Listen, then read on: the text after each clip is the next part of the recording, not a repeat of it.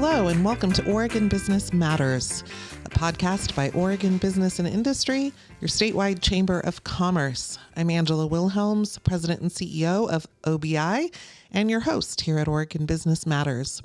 Today, we're going to do something a little different. Rather than having a conversation with a guest, which we will be back to in the upcoming episodes, we are going to play for you a recording of some comments from OBI's 2025 annual meeting this June held in Salem. We thought it was important to share these remarks with even more people than could attend the event. So thank you for indulging me as we share those comments with you. Here you go. Thank you everyone for being here today. This is OBI's annual meeting. And it's great to have a good group of people here supporting our work and talking about important issues and activities that we're facing. OBI's mission is to strengthen Oregon's economy in order to achieve a healthy, prosperous, and competitive Oregon for the benefit of present and future generations. We take this role very seriously, and we engage in the advocacy, the research, the education, and the action necessary to make a difference. So let's talk today about why that's important, perhaps more important than ever. A robust, healthy, and growing private sector is necessary to the well-being of Oregonians, their communities, and this state's future. Businesses provide jobs and wages, philanthropy and community support, and ultimately, they generate all of the economic activity that leads to tax revenue to fund government services. Yet, as we note in OBI's Oregon competitiveness agenda, this state's political culture consistently undervalues the role of the private sector. The state also creates unnecessary obstacles to seizing opportunity, and because of many factors, including state policy, Oregon has become an expensive state in which to live and operate a business. These aren't theories. Reports after reports, even several reports issued in just the last year, back this up. CNBC's widely touted Top States for Business report last year dropped Oregon precipitously. We're now 28th, down 11 places since just 2017. And in that overall mediocre ranking, Oregon is an abysmal 48th for business friendliness. Ernst & Young's biennial tax burden report issued last fall shows that Oregon's state effective business tax burden rose 33% between 2019 and 2023. That is a 1/3 increase in just 4 years. And that's the same often cited report that shows how Portland is the highest tax city in the nation for those making between $125,000 and $25 million. Business Oregon, the state's own business development department, issued a report in April of this year that discusses the push and pull factors leading to business expansion outside of Oregon. The report, conducted by the University of Oregon's Institute for Policy, Research, and Engagement, IPRE, states, IPRE's research clearly shows that Oregon is losing businesses and private investment. The data suggests that this loss is significant enough to be of concern to Oregon residents and policymakers, end quote. Well, the Oregonians I talk to feel this, they understand this, and they are indeed concerned about it. The question is, are our political leaders?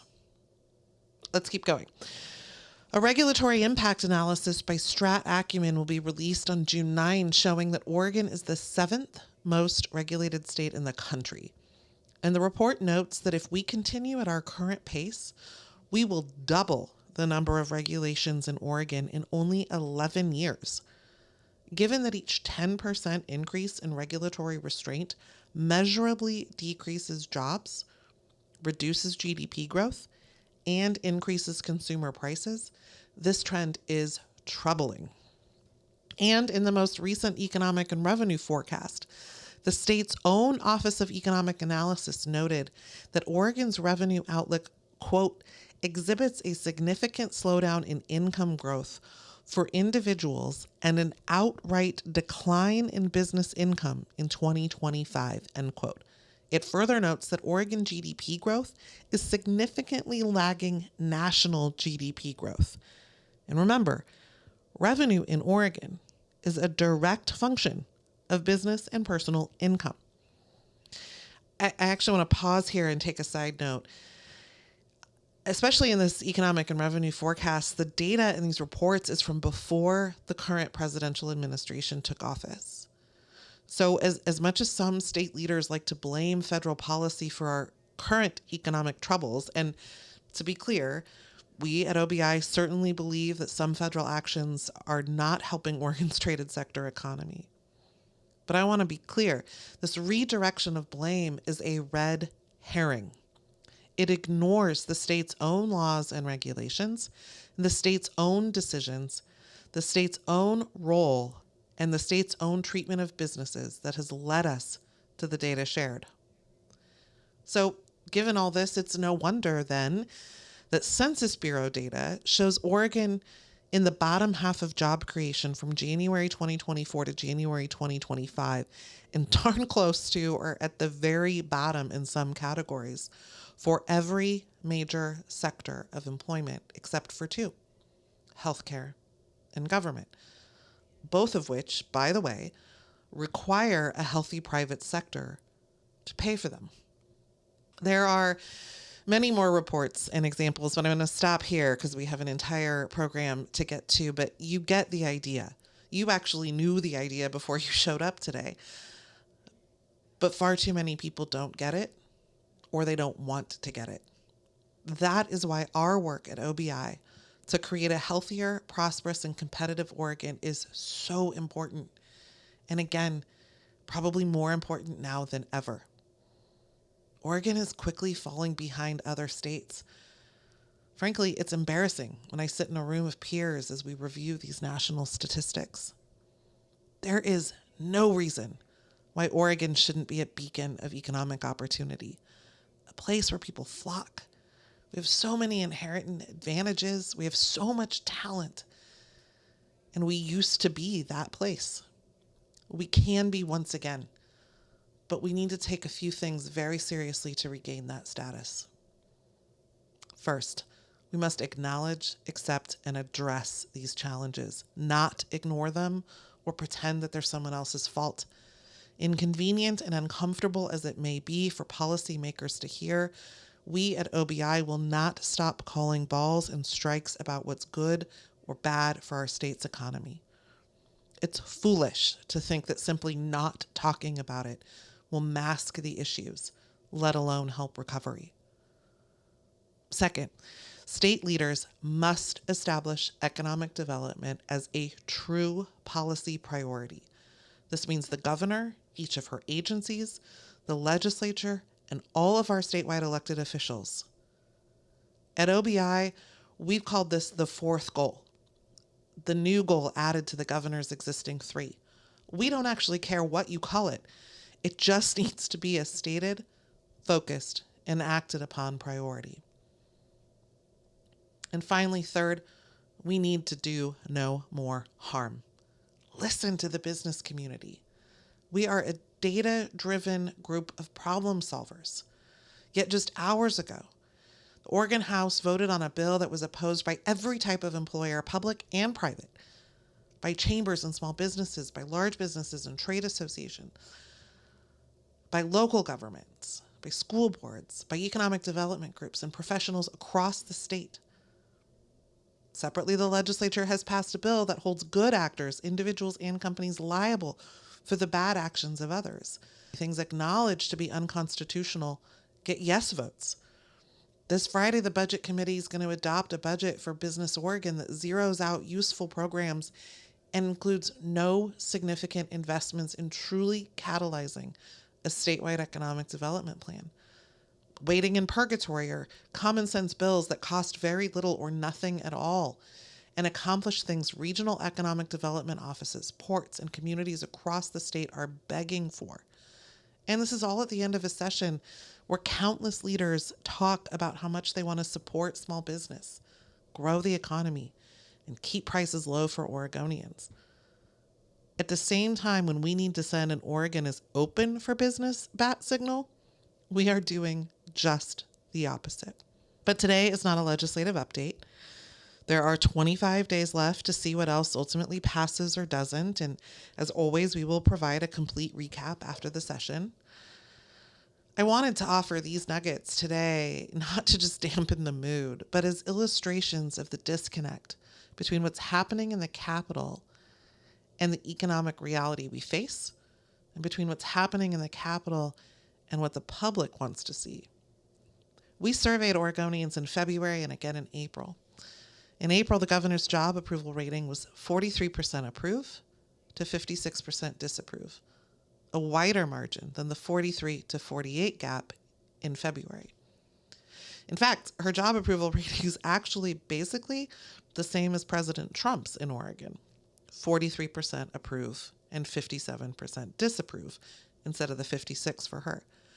Of course, there's obviously some partisanship factoring in there and in those numbers, but that alone does not account for the disapproval figures or the growing gap. We also asked those voters whether they're concerned that Oregon's Democratic leaders' policies will hurt the economy. To be clear, that was not a partisan question. It was just simply about who is in control of setting policy for the state. In February, 53% were concerned. By April, this jumped to 60%. And again, that was about the actions of state leaders and whether state policy was going to harm the economy. The message from all of this is clear. We must do things differently. The OBI competitiveness agenda offers a host of solutions, some big, some small, to help chart a new path. And we are always ready to work with legislative and executive branch partners who want to restore our competitiveness, and we are grateful for those who have stepped up to do that this very session so far. And we remain ready to work with those who want to rebuild our state's economic health and create a more prosperous Oregon for everyone. We're hopeful that the right tables will be set to advance regulatory modernization, economic development, and other efforts that utilize our state's rich talent for innovation, problem solving, and entrepreneurship to reclaim our place as a destination for workers, businesses, capital investment, and the resulting economic prosperity those things will bring. And while this has been fairly sobering, we're also going to continue to do the fun work to celebrate industry throughout the year. We'll continue to celebrate our makers and manufacturers with the coolest thing made in Oregon. By the way, nominations are now open, so please go online and submit your favorite product. And we'll have our Manufacturing and Innovation Roadshow. We'll focus on entrepreneurship and how to support that ecosystem at our Fall Vision Oregon event. We'll release more research, more policy ideas, yes, even more podcasts as we continue to use data and facts to tell the story of the amazing work happening in businesses across the state and happening because of the amazing workers at those companies. And overall, to tell the story of the critical role our private sector enterprises play. We look forward to doing all of that in partnership with you and anyone else who wants to join us.